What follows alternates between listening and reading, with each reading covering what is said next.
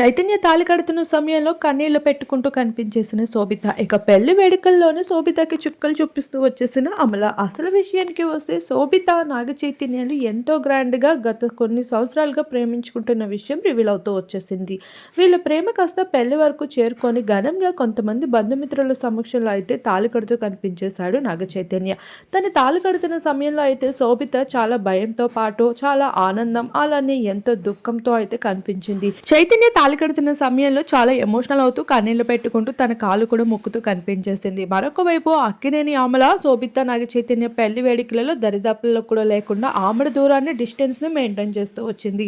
అయితే దగ్గరుండి పెళ్లి పనులు చూసుకోవాల్సిన అత్తయ్య గారు దూరంగా ఉండి పెళ్లి వేడుకలను చుట్టంలా చూస్తూ కనిపించడంతో అసలు సంగతి ఏంటి అంటూ కుటుంబ సభ్యులు కాకుండా సెలబ్రిటీస్ సైతం ఆరా తీస్తూ వస్తున్నారు. ఏది ఏమైనా పెళ్లి వేడుకల్లోనే శోభితకి అమల చుక్కలు చూపించే ఉంటుంది అంటూ నెటిజన్స్ అనుకుంటూ ఉంటే శోభిత అంత తెలివి తక్కువ అమ్మాయి కాదు అంటూ తన ఫ్యాన్స్ అయితే ఫైర్ అవుతూ కనిపిస్తున్నారు.